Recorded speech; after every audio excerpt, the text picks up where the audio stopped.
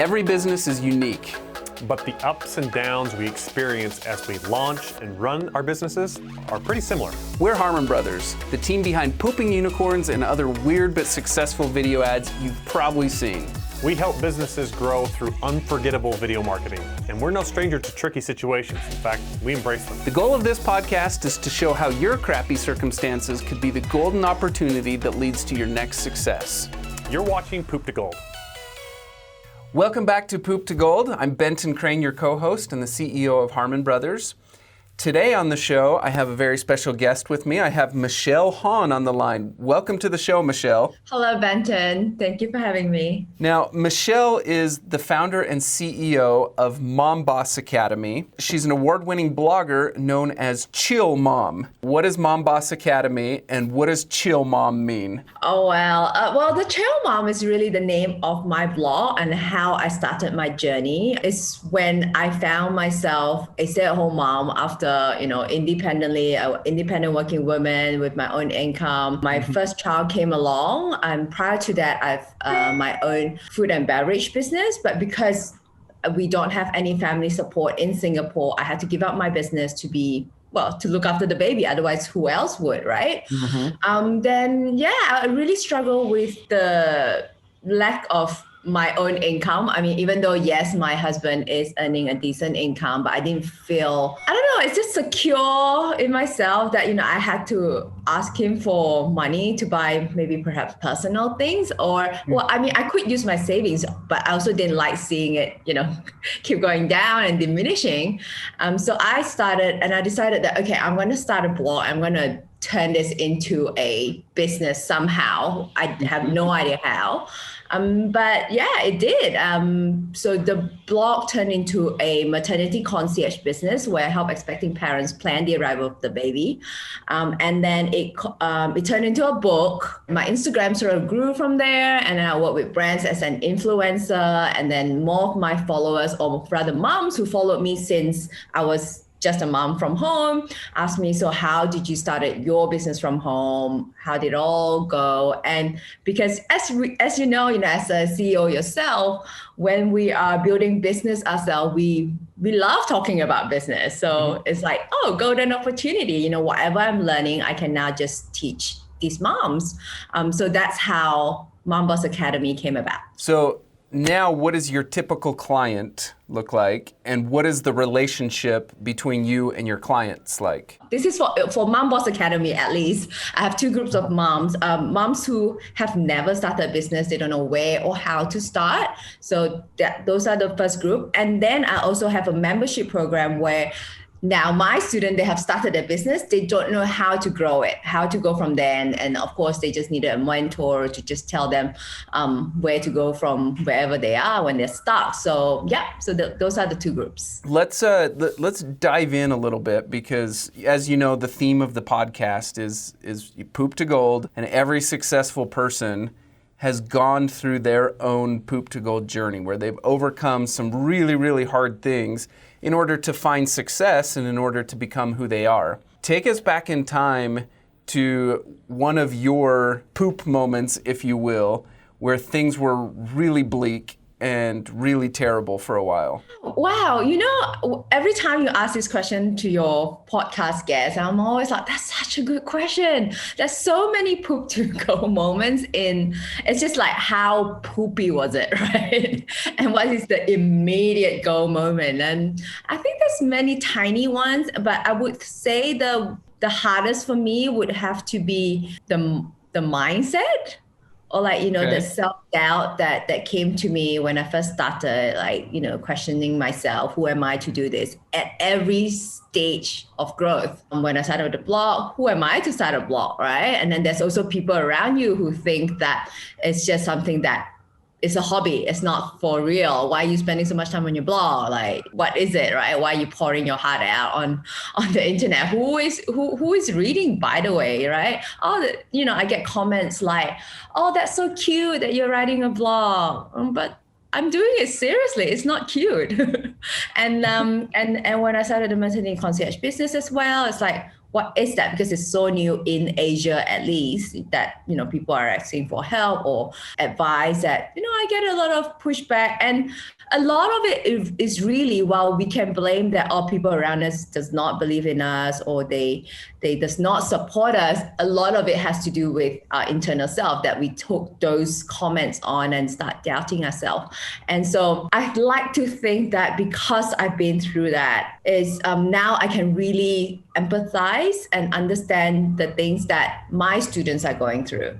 They must be going through this. And that's also, I would say, one of my selling points that, because I'm a mom starting business from home, is so close to me that I'm really close to them as well, that I'm not this like multi-billionaires or, building businesses and not understanding how it was like starting from scratch and having all this responsibility around, on your shoulder and trying to make just a lifestyle business out of, while we're raising kids. Mm-hmm. You can empathize with the moms because you are one. Yes, and I've been through it. You mentioned the self-doubt, where at times you doubt yourself, but then you also mentioned when other people don't take it seriously or they think it's cute, right? Which of those in your opinion is harder to overcome? Oh, absolutely. It's our internal struggle, the limited mindset that we have on ourselves, the self-doubt that we have. Because if we have absolute conviction in ourselves, we're so sure of our purpose and that's what I'm doing. And if we're so sure of ourselves, whatever people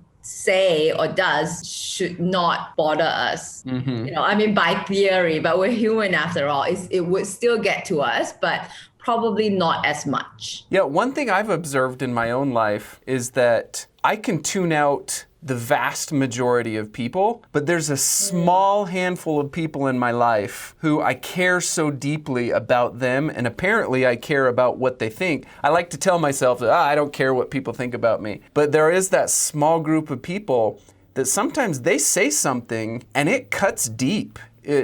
It really hurts. And I've been surprised when I experience that. I'm like, I didn't realize I was that vulnerable, but I am. Yeah, sometimes they probably doesn't even mean anything, but we are the one who turn it into a meaning. Maybe it's just some trigger, some deep-seated insecurities that we have. So I recognize that.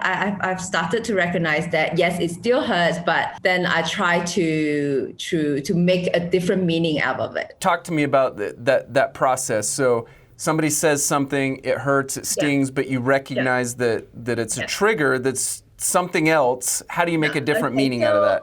Okay, I'll give you an example. Okay, I hope my mother-in-law isn't listening to this. So I was back at their place during Christmas last year, and she was like, "Oh, so how's your blog going?" She thought I'm still like just a blog. She didn't realize that it has grown into like 4 businesses. So I'm like, "Yeah, it's good, la la la," and I was trying to tell her that now I'm coaching other moms as well. Hopefully that she'll be proud of me. And then the question she asked is like, what made you a coach? Like what like something along the line. I can't remember the exact sentence, but I made it out to be like, what makes you so good that you can coach others, Mm-hmm. And I was taken aback, and then I think I went quiet for a while, and then I said, because I've been through what they've been through. And then I probably stewed for a while, and then but that night I came to realization that she just didn't understand. She did not see my journey, and it's very almost natural for her to ask the question. I probably would have, just without thinking twice, that it may hurt someone. So I think like the more of like understanding why she asked what she asked, and she probably didn't ask it. She probably didn't mean it the way that I thought she meant. That makes perfect sense. Many entrepreneurs are going through their own personal, poop moment right now. 2020 in particular has really turned a lot of businesses upside down. And so there are many entrepreneurs who are right in the midst of trying to find their way through that. What tip or piece of advice would you give to those entrepreneurs who are going through really hard things right now? That's a hard one, because I don't know other people's situation. And I mean, while I understand it must be hard, especially if you're a brick and mortar business, you've never been online, and this online game is confusing, right?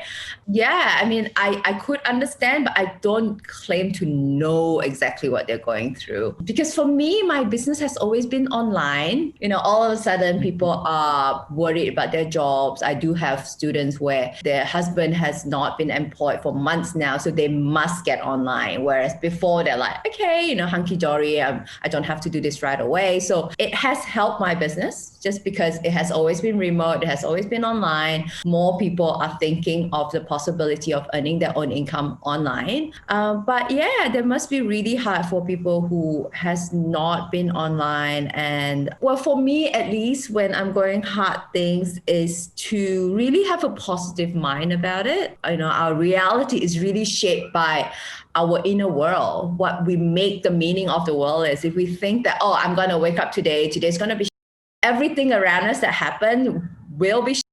But if we wake up and think, I'm so blessed, I'm alive, that, there's another day for me to take on, to overcome this, and this will be a learning lesson, then, everything, that opportunity, whatever that comes to you will be a learning journey. So I think it's easy for me to say so, but I do understand a lot of people are going through really, really hard times now. Yeah, and like you said, it's easy to talk about it, but to put it into practice is really hard. But almost always when we look back at those really hard things that we went through, we're grateful for them. We're like, man, that taught me so much. It made me who I am. I appreciate that was part of my journey. And so if we can remind ourselves of that while we're in the middle of it, and instead of thinking like, oh, I just want to be done with this, I want to get out of this, this is terrible, I hate this. Instead, if we can shift and think, what can I learn? How is this shaping me? And just kind of embrace that and be at peace with it, it makes a huge difference. Absolutely. Michelle, talk to us for a minute about being an entrepreneur and a mom simultaneously. So I am married to an entrepreneur and a mom. I'm just constantly blown away at everything that she has on her plate and her ability to accomplish so much. I feel like she's a superhero, and I feel like all moms are superheroes. I want to hear your perspective on this. Thank you. Yeah, I actually think that being a mom is an advantage. Well, I mean, being a mom or being a parent, ourselves, it's like no one ever taught us on how to become a parent. We can read as many books as we want, but every day is a challenge, right? A challenge and a learning lessons. Our kids are just as we thought, we know our kids very well. They change, they grow up, and there's always new challenges. So I think that itself is a great training ground for moms, because we are problem solver. And as you know, entrepreneurship is all about problem solving, finding out which way that works best for you. So I actually like to think that, it's an advantage for me. And how do I, accomplish everything or balance? It's just really, I actually think that it's great that I am an entrepreneur, that I am in charge of my own timing. So I can, in fact, balance it with my family, that I'm not in a 9-to-5 job, that I have to take leave or to be with my children. It's really like, okay, so today if I'm done with work, I know that, I can take the rest of the afternoon out. And for example, today itself, we have some parents-teacher meeting for my kids, and there's a school orientation because my second daughter is going into primary school. So pretty much most of my day today would be dedicated for the family. And then, yes, if we have to, we work late into the night, but it's a matter of choice. And the thing I like about entrepreneurship is that it gives us option, that we're not tied down to someone else's agenda or someone else's schedule. For the moms who are thinking about becoming entrepreneurs, what would you say to them on whether or not they should or should not take the plunge? Say do it for the right reason. Do it only if you think that is for you. I mean, a lot of people are perfectly fine being in a job and not having your own business. And the illusion that, okay, having my own business, get to work less is perhaps, exactly, right? People like to think that, if I have my business, I get to work less. No, not necessary, because your mind is like constantly on. Your business is ongoing all the time. It's not like, okay, it's Friday, I can close the book and just go home and just be myself and, not worry about my business. But what it does, as I mentioned earlier, is gives you the option. So do it for the right reason. Don't do it because it's popular right now. Don't do it because you see your neighbors, everyone online seem to have a side business. Do it because you have found a purpose or your why on why you want to do it. If you want to, then just start. Stop waiting for the right moment, because there isn't a right moment. But if it's not for you, then forget about it. Don't feel like you're missing out. Where can our listeners stay in touch with you, Michelle? Okay, so I am most active on Instagram at The Chill Mom. Or if you like to come to my website for MomBoss Academy, it's michellehon.com, or we have two URL, or momboss.academy. So there's lots of tools, resources that you can download. There's my blog. Thank you so much for coming on the show, Michelle. It's been such a fun pleasure to get to know you and to hear about your journey. Thank you. Thank you, Benton, for giving me the opportunity to be on your podcast. And for our listeners, make sure to like, share, and subscribe. We'll see you on the next one. At Harmon Brothers, we're known for what we call our hero campaigns. These are big nationwide campaigns for brands like Squatty Potty, Poopery, Purple Mattresses, Lumi Deodorant, and many others. What makes these campaigns special is that they've helped scale those businesses by tens of millions of dollars each. Now, companies reach out to us on a regular basis wanting a hero campaign. They want that type of growth, they want that type of branding, and they want that type of awareness. But the simple reality is, most businesses and entrepreneurs aren't yet quite ready for that level of growth. So we've built what we call a hero incubator that is designed to help entrepreneurs and companies prepare for a hero campaign and to be ready for the type of growth that they're looking for. The hero incubator starts with a marketing audit. We offer these marketing audits for free, and you can apply for one at harmonbrothers.com/audit.